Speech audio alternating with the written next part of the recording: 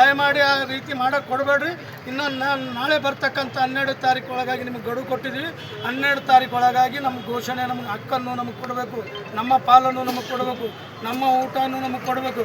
ಒಂದು ವೇಳೆ ಸತತವಾಗಿ ಕಾಲಹರಣ ಮಾಡಿ ಎಷ್ಟೋ ಮಾದಿಗ ಪ್ರತಿಭಾನ್ವಿತ ವಿದ್ಯಾರ್ಥಿಗಳ ಭವಿಷ್ಯವನ್ನು ಮುನ್ಮುಚ್ಚಿಸಿದ್ದಾರೆ. ಮತ್ತೂ ಅದೇ ಕಾಯಕದಲ್ಲಿ ನಿರತರಾಗಿದ್ದಾರೆ. ಯಾಕೆಯೂ ಗೊತ್ತಾಗ್ತಾ ಇಲ್ಲ. ಸದಾಶಿವ ವರದಿ ಆಯೋಗ ಬಂತು, ಅದರ ಅಂಕಿಅಂಶಗಳ ಪ್ರಕಾರನೂ ಅದು 6.5, 5.5 ಮಾದಿಗ ಒಕ್ಕಟ್ಟಿನಿಂದ ಇವತ್ತು ಒಂದು ಪ್ರತಿಭಟನೆ ಟಮಾಟೆ ಚಳವಳಿಯನ್ನು ಹಮ್ಮಿಕೊಂಡಿದ್ದೇವೆ.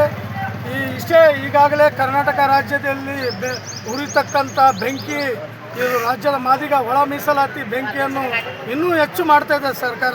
ಯಾಕೆ ಹೆಚ್ಚು ಮಾಡ್ತಿದೆ, ಯಾಕೆ ವಿಳಂಬ ಮಾಡ್ತಿದೆ? ಸುಮ್ಮನೆ ತಾಗ್ತಾಗಲಿಗೆ ಮುಂದೆ ಇನ್ನೂ 2 ದಿನ ನೋಡಮ್ಮ, ಮುಂದೆ ಹಾಕೋಣ, ಬರೇ ಇದೆ ಕೇಳ್ತಾ 2 ವರ್ಷ ಮುಗಿದೋಯ್ತು. ಇಲ್ಲಿವರೆಗೆ 2 ವರ್ಷ ಆಯಿತು, ಇನ್ನುವರೆಗೆ ಯಾವುದು ಸದಾಶಿವ ಆಯೋಗ ವರದಿ, ನಾಗಮೋಹನ್ ದಾಸ್ ವರದಿ ಇನ್ನೂವರೆಗೆ ಅಭಿವೃದ್ಧಿ ಆಗಿಲ್ಲ.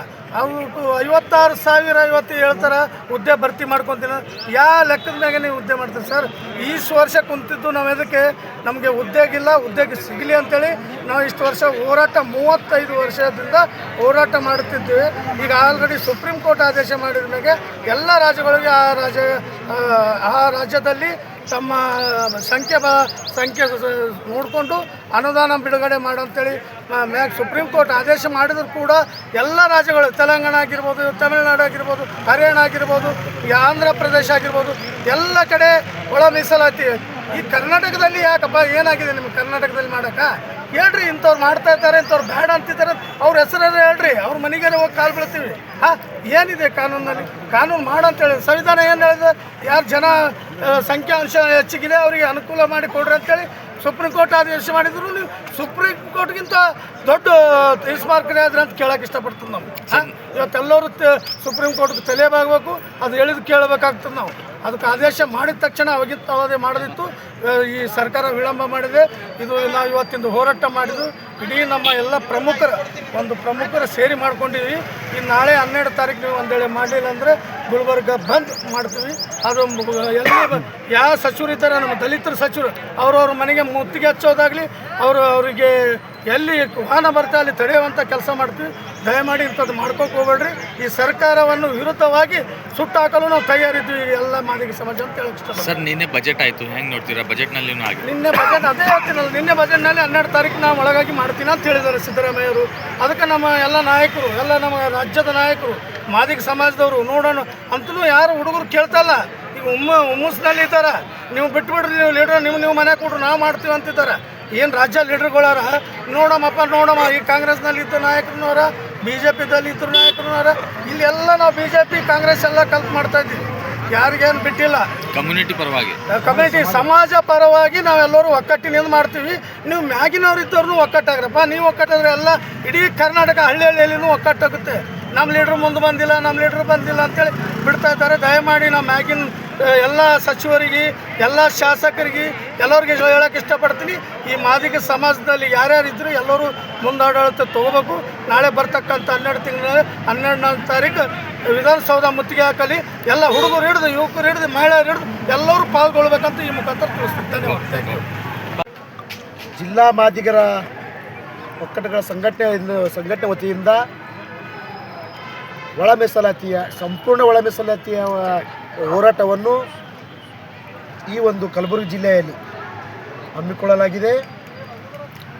ಈ ಒಂದು ಹೋರಾಟ ಮಾದಿಗರ ಒಂದು ಒಳಿತಿಗಾಗಿ, ಮಾದಿಗರ ಮುಂದೆ ಉನ್ನತ ಶಿಕ್ಷಣಕ್ಕಾಗಿ, ಆರ್ಥಿಕವಾಗಿ, ರಾಜಕೀಯವಾಗಿ, ಸಾಮಾಜಿಕವಾಗಿ ಮುಂದೆ ಬರ್ತಕ್ಕಂಥ ದಿನಗಳಲ್ಲಿ ನಮ್ಮ ಪೀಳಿಗೆಗೆ, ನಮ್ಮ ಸಮುದಾಯಕ್ಕೆ ಮುಂದೆ ಬರ್ತಕ್ಕಂಥ ವಿದ್ಯಾರ್ಥಿಗಳ ಪೀಳಿಗೆಗಳಿಗೆ ಒಂದು ಭವಿಷ್ಯಕ್ಕಾಗಿ ಈ ಒಂದು ರಾಜ್ಯ ಸರ್ಕಾರ ಸುಮಾರು 1 ವರ್ಷದಿಂದ 2 ವರ್ಷ ಸಮೀಪ ಆಯಿತು. ಸುಪ್ರೀಂ ಕೋರ್ಟ್ ಒಂದು ಆದೇಶ ಮಾಡಿತ್ತು. ಆಗಸ್ಟ್ 1ನೇ ತಾರೀಕು ಆಯಾ ರಾಜ್ಯಗಳಲ್ಲಿ ಒಳ ಮೀಸಲಾತಿಯನ್ನು ಆಯಾ ರಾಜ್ಯಗಳ ಅಧಿಕಾರ ಕೊಟ್ಟಿದೆ, ಮಾಡಬಹುದು ಅಂತೇಳಿ. ಆದರೆ ರಾಜ್ಯ ಸರ್ಕಾರ, ಸಿದ್ದರಾಮಯ್ಯನ ಸರ್ಕಾರ 1.5 ವರ್ಷ 2 ವರ್ಷ ಸಮೀಪ ಆದ್ರೂ ಆ ಒಂದು ಒಳ ಮೀಸಲಾತಿಯ ಕೂಗನ್ನು ಕೇಳಲಾರದೆ ನಮ್ಮ ಸಮಾಜವನ್ನು ಬಹಳ ಒಂದು ವಿಕೃತವಾಗಿ ನೋಡ್ಕೊಂಡು ಬಂದಿರತಕ್ಕಂಥ ಅದು ಲಾಸ್ಟ್ ಒಂದು ಸಮಯದಲ್ಲಿ ಒಂದು ಭಾಳ ಇಡೀ ರಾಜ್ಯಾದ್ಯಂತ ಒಂದು ದೊಡ್ಡ ಪ್ರಮಾಣದ ಹೋರಾಟವನ್ನು ಮಾಡಿದಾಗ ಇಡೀ ವಿಧಾನಸೌಧಕ್ಕೆ ಮುತ್ತಿ ಹಾಕುವ ಸಮಯದಲ್ಲಿ ಹಿಂಗಾದರೂ ನಡೆಯೋದಿಲ್ಲ, ಮಾಡಬೇಕು, ನಮ್ಮ ಬುಡಕ್ಕೆ ಬರ್ತದಂತ ತಿಳ್ಕೊಂಡು ಒಂದು ಒಳ ಮೀಸಲಾತಿಯನ್ನು ಜಾರಿಗೆ ಮಾಡ್ತದೆ. ಜಾರಿಗೆ ಮಾಡಿದ ನಂತರ ಇನ್ನು ಕೆಲವೇ ಒಂದು ದಿನಗಳಲ್ಲಿ, ಕೆಲವೇ ದಿವಸಗಳಲ್ಲಿ ಮಾಡಿದ ನಂತರ ಪೋಸ್ಟ್ಗಳು ಕರೀತಾರೆ. ಪೋಸ್ಟ್ಗಳ ಪ್ರಕಾರ ಒಳ ಮೀಸಲಾತಿ ಪ್ರಕಾರನೇ ಪೋಸ್ಟ್ಗಳು ಕರಿಬೇಕಲ್ಲ. ಆ ರೋಸ್ಟ್ರ್ ಪ್ರಕಾರ, ಹೊಸ ರೋಸ್ಟ್ರ್ ಪ್ರಕಾರ, ಒಳ ಮೀಸಲಾತಿ ಪ್ರಕಾರ ರೋಸ್ಟ್ರ್ ಕರೆದರೆ ನಮ್ಮ ಸಮಾಜದ ಸೋದರರ ಅಂತ ತಿಳ್ಕೊಂಡು ಇವತ್ತು ನಮ್ಮ ಮಾದಿರಿರ್ಬೋದು, ಒಲೆಯರಿರ್ಬೋದು, ಸಂಘರು ಇಲ್ಲೆಲ್ಲ ಜಗಳ ಅಂದರೆ ನಮ್ಮ ಸೋದರರಿಗೆ ಜಗಳ ಹಚ್ಚುವಂಥ ಕೆಲಸ ಸಂಪೂರ್ಣ ಒಳ ಮೀಸಲಾತಿಯನ್ನು ಜಾರಿಗೆ ಮಾಡಬೇಕು. 12ನೇ ತಾರೀಕು ಬರುವಂಥ ಒಂದು ಸಂಪೂರ್ಣ ಸಭೆಯಲ್ಲಿ ಸಂಪೂರ್ಣ ಒಳ ಮೀಸಲಾತಿ ಮಾಡಿ ಈ ಹೊಸ ರೋಸ್ಟ್ರ್ ಪ್ರಕಾರ ಆ ಹುದ್ದೆಗಳನ್ನು 56,432 ಹುದ್ದೆಗಳನ್ನು ತುಂಬಬೇಕು ಅಂತ ಇವತ್ತು ಕಾಂಗ್ರೆಸ್ ಸರ್ಕಾರದ ಸಿದ್ದರಾಮಯ್ಯನವರು ಯಾವ ಥರ ಜಂಬುರಾಟ ಆಡ್ತಾನಂತಕ್ಕಂಥ ತಮ್ಗೆ ಗೊತ್ತಿದ್ದಂಥ ವಿಷಯ. ಯಾಕಂದರೆ ಅವನು ಇವತ್ತು ದಲಿತರಲ್ಲಿ ಜಗಳಸ್ತಕ್ಕಂಥದ್ದು, ಹೊಲಮಾದಿರಿಗರನ್ನು ಹೊಡೆದಾಡ್ತಕ್ಕಂಥದ್ದು ಮತ್ತು ಪರಿಶಿಷ್ಟ ಪಂಗಡದವರು ಕೂಡ ಹೊಡೆದಾಡ್ತಕ್ಕಂಥದ್ದು ಇಲ್ಲಿ ಮೇಲ್ನೋಟಕ್ಕೆ ಕಂಡು ಬರ್ತಾ ಇದೆ. ಯಾಕಂದರೆ ಕಲಬುರಗಿ ಜಿಲ್ಲೆಯಲ್ಲದೆ ಕರ್ನಾಟಕ ರಾಜ್ಯದಲ್ಲಿ ಪರಿಶಿಷ್ಟ ಜಾತಿ ಮತ್ತು ಪರಿಶಿಷ್ಟ ಪಂಗಡದವ್ರಿಗೆ ಕೂಡ 4 ಪರಿಶಿಷ್ಟ ಜಾತಿಯವರಿಗೆ 4% ಕಟ್ ಮಾಡಿ ಇವತ್ತು ಬರೀ 15% ಏನು ಮೀಸಲಾತಿ ಕೊಡಬೇಕಂತಕ್ಕಂಥ ಸಂದರ್ಭದಲ್ಲಿ ಮುಖ್ಯಮಂತ್ರಿಗಳು ನಮ್ಮ ಮಾದಿಗ ಸಮಾಜದವರಿಗೆ ಕಿವಿಯಾಗಿ ಹೂವು ಇಡ್ತಕ್ಕಂಥ ಮಾತನ್ನು ಹೇಳ್ತಾರೆ. ಬಂಧುಗಳೇ, ನೀವು ನಿಜವಾಗ್ಲೂ ಮುಖ್ಯಮಂತ್ರಿ ಅಲ್ಲ, ನೀನೊಬ್ಬ ಜಾತಿ ಒಡಕು ಮಾಡ್ತಕ್ಕಂಥ ಮುಖ್ಯಮಂತ್ರಿ ಅಂತಕ್ಕಂಥ ಹೇಳಬೇಕಾಗ್ತದೆ. ಯಾಕಂದರೆ ನೀವು ಇವತ್ತು ಕರ್ನಾಟಕ ರಾಜ್ಯದ ಮುಖ್ಯಮಂತ್ರಿಗಳಾದಾಗಿನಿಂದ ನಿಮ್ಮ ಸ್ಥಾನಮಾನ ನೋಡ್ಕೊಳ್ತಿದ್ರಿ ವಿನ ರಾಜ್ಯದ ಅಭಿವೃದ್ಧಿ ಬಗ್ಗೆ ಆಗಲಿ, ರಾಜ್ಯದ ನಮ್ಮ ಮಾದಿಗರ ಬಗ್ಗೆ ಆಗಲಿ, ರಾಜ್ಯದ ದಲಿತರ ಬಗ್ಗೆ ಆಗಲಿ ತಾವು ಗಮನ ಹರಿಸ್ತಾ ಇಲ್ಲ. ನೀವು ನೋಡಿರ್ಬೋದು, ಇವತ್ತು 1-2 ವರ್ಷದಲ್ಲಿ ಸುಮಾರು 10 ಸಬ್ ಕಮಿಟಿ ಮಾಡಿರ್ಬೋದು. ಒಂದು ಸಲ ಹೇಳ್ತಾರೆ, ನಾವು ಎಲ್ಲ ರೀತಿಯಲ್ಲಿ ನಾವು ಬದ್ಧರಿದ್ದೀವಿ, ನಿಮ್ಮನ್ನು ಮೀಸಲಾತಿಯನ್ನು ಅಳವಡಿಸಲು ನಾವು ಬದ್ಧರಾಗಿದ್ದೀವಿ. ನಿಮ್ಮ ಬದ್ಧರಿದ್ದೀರಿ ಅಂತಕ್ಕಂಥ ಹೇಳ್ತಕ್ಕಂಥ ಮಾತಿನಲ್ಲಿ ಅಲ್ಲ, ನೀವು ಮೀಸಲಾತಿಯನ್ನು ಜಾರಿ ಮಾಡಿ ಅದರ ಅನುಷ್ಠಾನಗೊಳಿಸಿದಾಗ ಮಾತ್ರ ನೀವು ಬದ್ಧರಿದ್ದೀರಿ ಅಂತಕ್ಕಂಥದ್ದು. ನೀವು ಬರೀ ನಾವು ನಿಮ್ಮ ಪರವಾಗಿದ್ದೀವಿ, ನಮ್ಮ ಮೀಸಲಾತಿ ಪರವಾಗಿದ್ದೀವಿ, ಎಲ್ಲ ದಲಿತ ನಮ್ಮ ಮಂತ್ರಿಗಳು ಹೇಳ್ತಾರೆ. KH ಮುನಿಯಪ್ಪ ಇರ್ಬೋದು, ತಿಮ್ಮಾಪುರ್ ಇರ್ಬೋದು, ಯಾರು ನಮ್ಮ HC ಮಾದೇವಪ್ಪ ಇರ್ಬೋದು, ಪ್ರಿಯಾಂಕಾ ಖರ್ಗೆ ಇರ್ಬೋದು, G ಪರಮೇಶ್ವರ್ ಇರ್ಬೋದು. ಬರೀ ನಮಗೇನು ಹೇಳ್ತಾರಪ್ಪ ಅಂದ್ರೆ, ನಾವು ನಿಮ್ಮ ಪರವಾಗಿದ್ದೀವಿ, ಮೀಸಲಾತಿ ಪರವಾಗಿದ್ದೀವಿ. ಬರೀ ಹೇಳುವಿಕೆಯಲ್ಲಿ ಇರ್ತಕ್ಕಂಥಲ್ಲ, ನೀವು ನಿಜವಾಗ್ಲೂ ಬಾಬಾ ಸಾಹೇಬ್ ಅಂಬೇಡ್ಕರ್ ಅನುಯಾಯಿಗಳಾಗಿದ್ದೆ ಆದರೆ, ನೀವು ನಿಜವಾಗ್ಲೂ ಅವ್ರ ರಕ್ತದಲ್ಲಿ ನೀವು ರಕ್ತಕ್ಕೆ ಹುಟ್ಟಿದ್ದೆ ಆದರೆ ನೀವು ಬಾಬಾ ಸಾಹೇಬ್ ಸಿದ್ಧಾಂತವನ್ನು ಅಳವಡಿಸ್ಕೊಳ್ಬೇಕು. ನೀವು ನಿಜವಾಗ್ಲೂ ಇದೇ ಥರ ಮುಂದುವರೆದಿದ್ದೆ ಆದರೆ ನಾವು ನಿಜವಾಗಲೂ ನೀವು ದಲಿತರಲ್ಲಿ ಬಲಿಷ್ಠ ದಲಿತರು, ನೀವು ದಲಿತರಲ್ಲಿ ಬಲಿಷ್ಠ ದಲಿತರು ಮತ್ತು ಬಲಿಷ್ಠ ಅಧಿಕಾರಿಗಳು, ಬಲಿಷ್ಠ ಮತ್ತು ಶಾಸಕರಿಂದ ಹೇಳಬೇಕಾಗ್ತದೆ. ನೀವು ಮುಂದಿನ ದಿನಗಳಲ್ಲಿ ನಿಮ್ಮ ವಿರುದ್ಧನೇ ನಾವು ಪ್ರತಿಭಟನೆ ಮಾಡಬೇಕಾಗ್ತದೆ. ಯಾಕಂದರೆ ದಲಿತರಿಗೆ ಮೀಸಲಾತಿ ಸಿಗಬೇಕಾದ್ರೆ ನೀವು ಬಲಿಷ್ಠ ದಲಿತರಾದ ನಂತರ ನೀವು ಮೀಸಲಿಂದ ಹೊರ ಹಾಕ್ತಕ್ಕಂಥ ಕೆಲಸ ನಾವು ಮಾಡಬೇಕಾಗ್ತದೆ ಅಂತಕ್ಕಂಥ ಹೇಳಬೇಕಾಗ್ತದೆ. ಯಾಕಂದರೆ ನೀವು ಈಗಾಗಲೇ ದಲಿತರಲ್ಲಿ ಬರೀ ಮೀಸಲಾತಿ ಪಡ್ಕೊಂಡು ಎಲ್ಲ ರಾಜ್ಯದಲ್ಲಿರ್ತಕ್ಕಂಥ ರಾಷ್ಟ್ರದಲ್ಲಿರ್ತಕ್ಕಂಥ ಎಲ್ಲ ಸ್ಥಾನಮಾನವನ್ನು ಚಿಕಣಿ ಹಿಡಿದು ಮುಂದಿನ ದಿನಗಳಲ್ಲಿ ನಾವು ಕಲಬುರಗಿ ಜಿಲ್ಲೆ ಇವತ್ತು ಮನವಿ ಮಾಡ್ಕೊಳ್ತಾ ಇದ್ದೀವಿ. ನೀವು ನಿಜವಾಗಲೂ ನಾವು ರಾಜ್ಯದ ಮುಖ್ಯಮಂತ್ರಿಗಳಿಗೆ ತಾಕತ್ತು ಧೈರ್ಯ ಇದ್ದರೆ, ಆ ತಾಕತ್ತು ಧೈರ್ಯ ಇದ್ದರೆ ಮೀಸಲಾತಿ ಪರವಾಗಿ ಮಾತನಾಡ್ತಕ್ಕಂಥದ್ದು ಕೆಲಸ ಮಾಡಿ. ಅದು ಎಷ್ಟೇ ಸಿಗಲಿ, 15% ಅಂತ ಹೇಳ್ತಿಲ್ಲ, 15%ದಲ್ಲೇ ನೀವು ಮೀಸಲಾತಿ ಕೊಡ್ರಿ. 5 ಬರ್ಬೋದು, 6 ಬರ್ಬೋದು, 4 ಬರಲಿ, ನಾವು ಮೀಸಲಾತಿ ಕೊಡ್ರಿ. ಆ ಮೀಸಲಾತಿ ಇಲ್ಲದೆ ನೀವೇನಾದರೂ 56,000 ಹುದ್ದೆಗಳನ್ನು ಭರ್ತಿ ಮಾಡಿದ್ದೇ ಆದರೆ, ನೀವು ನಿಜವಾಗಲೂ 56,000 ಹುದ್ದೆಗಳನ್ನು ಭರ್ತಿ ಮಾಡಿದೆ ಆದರೆ ನಿಮಗೆ ಮನೆಯಲ್ಲಿ ಮನ್ಕೊಳ್ಳೋಕ್ಕೂ ಬಿಡೋದಿಲ್ಲ ಅಂತಕ್ಕಂಥದ್ದು ಹೇಳಬೇಕಾಗ್ತದೆ. ನೀವು ಎಲ್ಲಿ ಬಂದಿರಿ ಅಲ್ಲಿ ಗೆರೋವು. ಯಾವುದೇ ಮುಖ್ಯಮಂತ್ರಿ ನಾಳೆ ಚಿತ್ತಾಪುರ ತಾಲೂಕಿಗೆ ಮುಖ್ಯಮಂತ್ರಿಗಳು ಬರ್ತಾರೆ ಅಂತಕ್ಕಂಥ ಗಮನಕ್ಕೆ ಬಂದಿದೆ. ನಾಳೆ ಮುಖ್ಯಮಂತ್ರಿ ಚಿತ್ತಾಪುರ ಕ್ಷೇತ್ರಕ್ಕೆ ಬಂದಿದೆ ಆದರೆ ಅವರಿಗೆ ಯಾವುದೇ ಕಾರಣಕ್ಕೆ ಅವ್ರಿಗೆ ಬಿಡೋದಿಲ್ಲ. ಅವ್ರಿಗೆ ಮುತ್ತಿಗೆ ಹಾಕಿ ಪ್ರತಿಭಟನೆ ಮಾಡಿ ಕೇಳ್ತಕ್ಕಂಥ ಕೆಲಸ ನಾವು ಮಾಡ್ತೀವಿ. ಯಾಕಂದರೆ ಮುಖ್ಯಮಂತ್ರಿ ಚಿತ್ತಾಪುರದಲ್ಲಿ ಯಾವುದೋ ಒಂದು ಶಾಲೆ ಉದ್ಘಾಟನೆಗೆ ಬರ್ತಾ ಇದ್ದಾರೆ ಅಂತಕ್ಕಂಥ ಗಮನಕ್ಕೆ ಬಂದಿದೆ. ಆ ಶಾಲೆಗೆ ಬರಬೇಕಾದ್ರೆ ಆ ಮೀಸಲಾತಿಯನ್ನು ಸರಿಪಡಿಸಿ ಅದು ಜಾರಿ ಮಾಡಿ ಮಾತ್ರ ಚಿತ್ತಾಪುರ ಕ್ಷೇತ್ರಕ್ಕೆ ಬರಲಿಕ್ಕೆ ಅವಕಾಶ ಮಾಡಿಕೊಡ್ತೀವಿ. ಇಲ್ಲವಾದರೆ ನಿಮ್ಮ ವಿರುದ್ಧ ಪ್ರತಿಭಟನೆ ಮಾಡಿ ನಿಮಗೆ ಚೀಮಾರಿ ಹಾಕ್ತಕ್ಕಂಥ ಕೆಲಸ ನಾವು ಮಾಡ್ತೀವಿ ಅಂತಕ್ಕಂಥದ್ದು ಹೇಳಬೇಕಾಗ್ತದೆ. ಬಂಧುಗಳೇ, ಈಗಾಗಲೇ ನಮ್ಮ ಹಲವಾರು ದಿನ 35 ವರ್ಷ ನೀವು ನೋಡಿರ್ಬೋದು,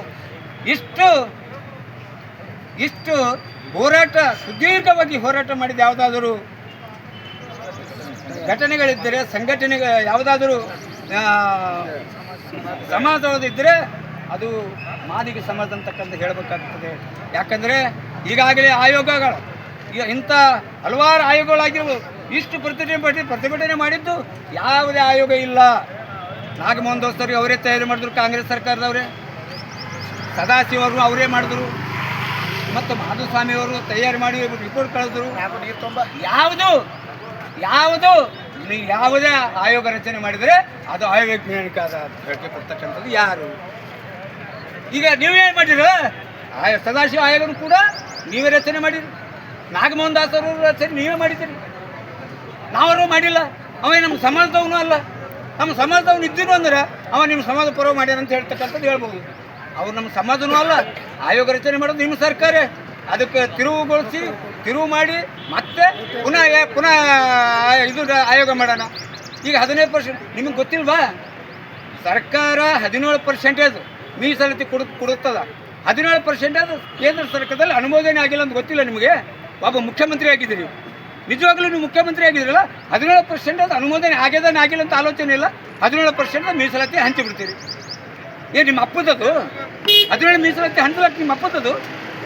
ಅದಕ್ಕೆ ಸಾಧಕ ಬಾಧಕ ಇರ್ಬೋದಲ್ಲ ಅಂತಕ್ಕಂಥ ಆಲೋಚನೆಯಲ್ಲಿ ನಿಮಗೆ ಒಬ್ಬ ಮುಖ್ಯಮಂತ್ರಿಯಾಗಿ ಅದನ್ನು ಹೇಗಾದರೂ ಮಾಡಿ ನಿಮ್ಮ ಉದ್ದೇಶ ಏನಂದರೆ ಅದು ಹೇಗಾದರೂ ಮಂದಿ ವಾಪಸ್ ಬರಲಿ, ಅದಕ್ಕೆ ಅಡೆತಡೆ ಬರಲಿ ಅಂತಕ್ಕಂಥದ್ದು ಆಲೋಚನೆ. ನೀವು ಎಲ್ಲರಿಗೂ ಕಣ್ಣಿಗೆ ಕಾಣತ್ತದ, ಕಾಡಿ ಹಚ್ಚಿ ನೋಡೋ ಅವಶ್ಯಕತೆ ಇಲ್ಲ. ಅದಕ್ಕೆ ದಯವಿಟ್ಟು ಮುಂದಿನ ದಿನಗಳಲ್ಲಿ ಮುಖ್ಯಮಂತ್ರಿಗಳು ಕಲಬುರಗಿ ಜಿಲ್ಲೆಗೆ ಬರಬೇಕಾದ್ರೆ ಅದನ್ನು ಸರಿಪಡಿಸಿ ಬರೀ ಹೇಳಿ ನಾನು ನಿಮ್ಮ ಪರ ಹೋಗಿದ್ದೀನಿ. ನಾನು ನಿಮ್ಮ ಪರ ಹೋಗಿದ್ದೀನಿ, ನಾನು ನಿಮ್ಮ ಪರವಾಗಿ ಮಾತಾಡ್ತೀನಿ, ನಾನು ಬದ್ದು ನಿಂತೀನಿ. ಏನು ನಿಮ್ಮ ಎಷ್ಟು ದಿನಕ್ಕೆ ಹೂವು ಇಡ್ಬೇಕಂತೀರಿ? ಅದಕ್ಕೆ ದಯವಿಟ್ಟು ಹೂವು ಇಡ್ತಕ್ಕಂಥ ಕೆಲಸ ಬಿಟ್ಟುಬಿಡಿ. ಒಂದು ವೇಳೆ ಮುಂದಿನ ದಿನಗಳಲ್ಲಿ ನೀವು ಈ ಥರ ಶುದ್ಧವಾಗಿ ಪರಿಶೀಲನೆ ಮಾಡಿ ಒಂದು ನಮ್ಮ ಒಳ ಮೀಸಲಾತಿ ಜಾರಿ ಮಾಡದೆ ಹೋದರೆ ಮುಂದಿನ ದಿನಗಳಲ್ಲಿ ಕರ್ನಾಟಕ ರಾಜ್ಯದಂಥ ರಕ್ತಪಾತ ಹೋರಾಟ ನಾವು ಮಾಡಬೇಕಾಗ್ತದೆ ಕೂಡ ಎಚ್ಚರಿಕೆ ಕೊಡ್ತಾ ಇದ್ದೀವಿ. ಈಗ